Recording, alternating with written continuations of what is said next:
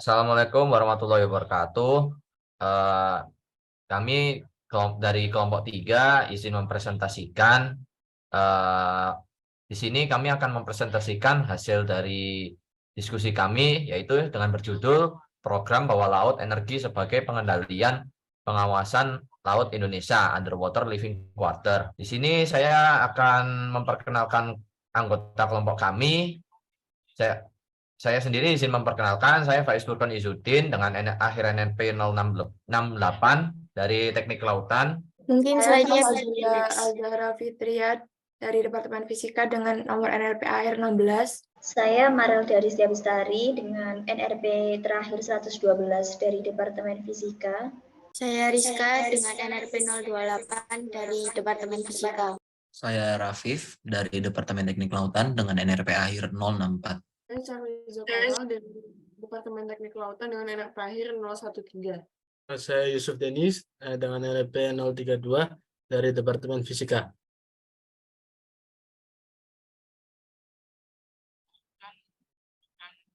Oke, selanjutnya abstrak bisa dibicarakan sama si Rizka. Baik, untuk abstrak di jurnal karya ilmiah kali ini yaitu dengan judul Underwater Living Quarter, Program Bawah Laut Energi sebagai Pengendalian Pengamatan Kawasan Laut Indonesia memiliki tujuan penelitian yaitu untuk merancang platform Living Quarter in Underwater sebagai pengawasan wilayah laut di Indonesia dan untuk menerapkan sistem aquaponik dalam kemandirian pangan. Kemudian dengan permasalahannya yaitu bagaimana merancang platform Living Quarter in Underwater sebagai pengawasan wilayah Indonesia dan bagaimana cara menerapkan sistem aquaponik dalam kemandirian pangan. Metode penelitian yang digunakan yaitu secara kualitatif dengan hasil temuan berupa riset informasi terkait tentang wilayah Indonesia sebagai teori pendukung, di mana wilayah Indonesia sangat luas akan lautnya sehingga memerlukan pengawasan yang lebih juga untuk tetap menjaga keamanannya. Jika beberapa kali terjadi konflik di wilayah lautan, maka Underwater Living Quarter hadir sebagai platform yang bisa membantu meningkatkan keamanan di wilayah laut. Nah, pada jurnal karya ilmiah kali ini menggunakan kata kunci sebanyak 3 yaitu keamanan, lautan, dan platform. Next.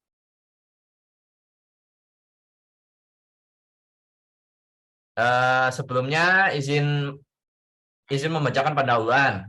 Indonesia adalah negara maritim yang terdiri dari daratan laut di benua Amerika Serikat, kepulauan talaut Karibia zona ekonomi eksekutif atau ZTE, dan laut teritorial laut menurut UNCLOS 1962. Itu juga terletak di zona perdagangan internasional sebagai perusahaan pelayaran terkemuka di dunia.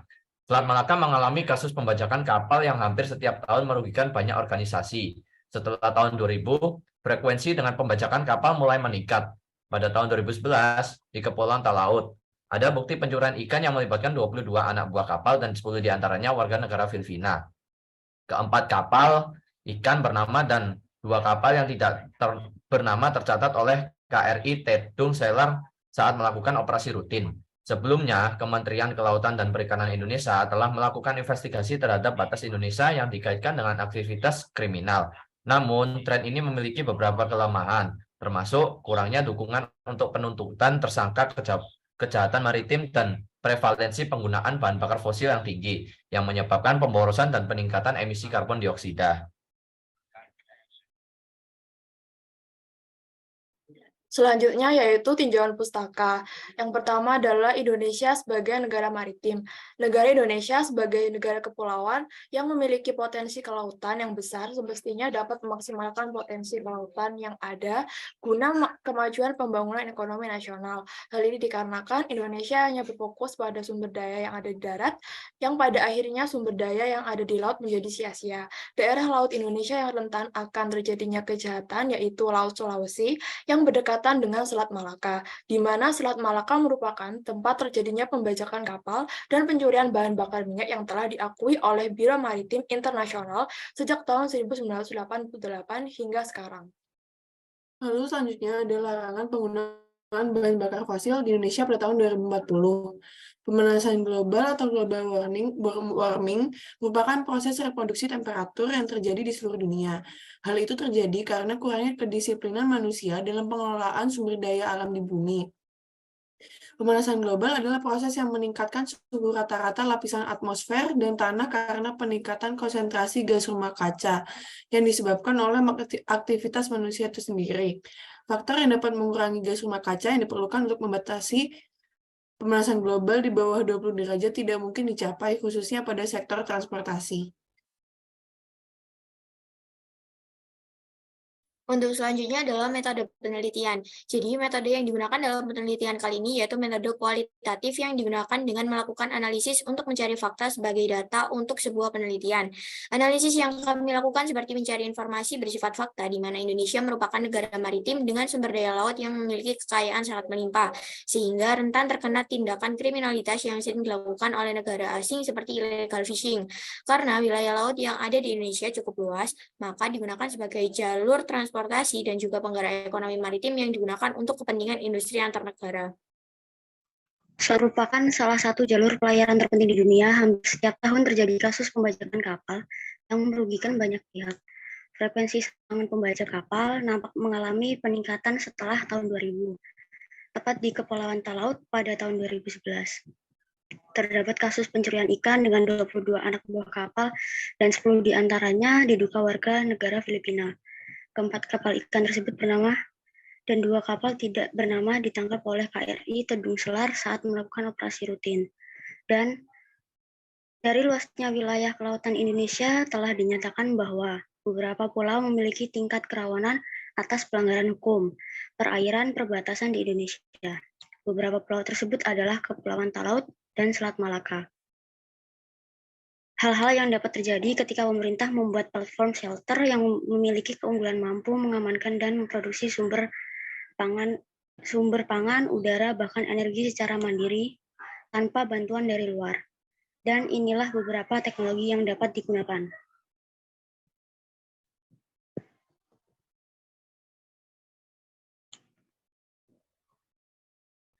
Yang pertama adalah PEMFC. Salah satu tipe fuel cell yang sedang dikembangkan di banyak negara pada saat ini adalah polymer electrolyte membrane fuel cell karena memiliki keunggulan temperatur range atau suhu operasi yang relatif rendah di bawah 100 derajat Celcius. PMFC juga dikenal dengan proton exchange membrane fuel cell. Elektrolit dalam fuel cell ini adalah polimer electrolyte membrane, fluorinated sulfonic acid polimer atau polimer serupa lainnya yang sangat baik sebagai konduktor proton.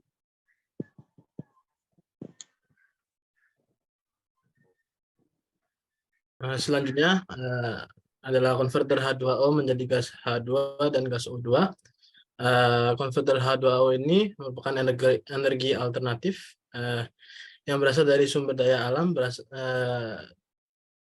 energi alternatif yang berasal dari perubahan energi dari gas dari gas hidrogen H.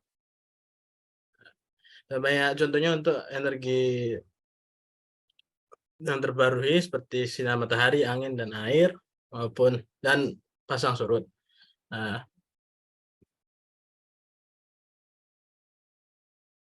Terdapat beberapa proses untuk memproduksi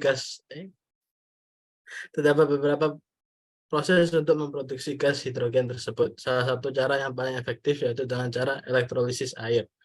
Selanjutnya, aquaponik. Aquaponik adalah sebuah sistem kombinasi antara budidaya tanaman dan budidaya hewan, yaitu ikan. Aquaponik juga bisa didefinisikan sebagai sebuah alternatif menanam tanaman dan memelihara ikan dalam satu wadah.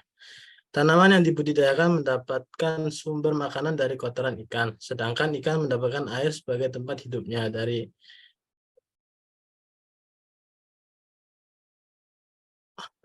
air yang telah dibantu murnikan oleh tanaman. Dengan menggunakan sistem nutrient film teknik, sistem aquaponik akan berjalan sepenuhnya secara otonomus selama masa perkembangan baik itu tumbuhan maupun ikan.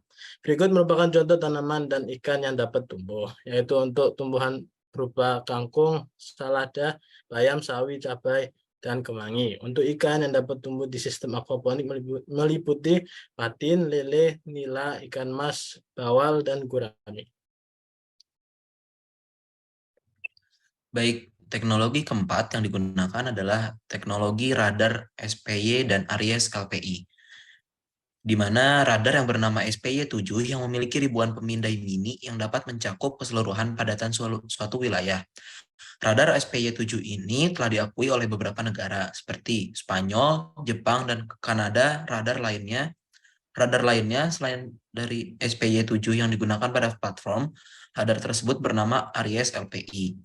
Dengan memakai kedua radar tersebut diharapkan posisi dari platform peneliti tidak terlihat oleh pihak asing, karena radar Aries LPI ini memiliki sistem resolusi tinggi dengan tingkat sinyal transmisi cukup rendah.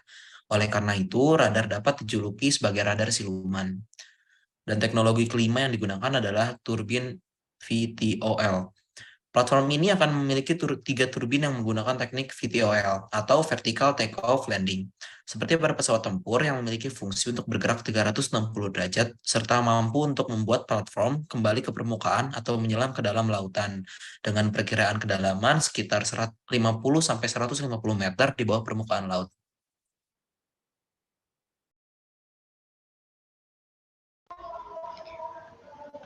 Baik, berdasarkan dari pemaparan yang telah kita jelaskan, dapat disimpulkan bahwa inti dari gagasan yaitu Underwater Living Quarter merupakan platform yang dapat digunakan sebagai solusi patroli di wilayah laut yang rawan kriminalitas dengan keunggulan mandiri, pangan, dan energi. Implementasi gagasan Underwater Living Quarter ini dapat direalisasikan dengan adanya komitmen kuat dari berbagai pihak seperti pemerintah, investor, dan tenaga kerja, TNI AL, Kementerian Kelautan dan Perikanan, Kementerian Koordinator Bidang Kemaritiman. Ketiga pihak memiliki wewenang atas pengoperasian, pengawasan, dan maintenance Underwater Living Quarter selama berada di wilayah laut Indonesia. Dengan adanya Underwater Living Quarter ini diharapkan masyarakat mendapat rasa aman dan nyaman berupa meningkatnya keamanan wilayah laut, mengurangi emisi karbon yang berada di bumi, dapat mengalokasikan anggaran biaya bahan bakar menjadi anggaran lain yang dapat bermanfaat. Ketika gagasan ini telah diterapkan, dapat memperkuat posisi Indonesia sebagai poros maritim di dunia. Nah, ini adalah beberapa referensi yang kita gunakan untuk mendukung jurnal yang telah kita buat. Oke, sekian. Terima kasih dari kelompok kami. Bila ada kesalahan, mohon dimaafkan. Sekian dari kelompok kami. Wassalamualaikum warahmatullahi wabarakatuh.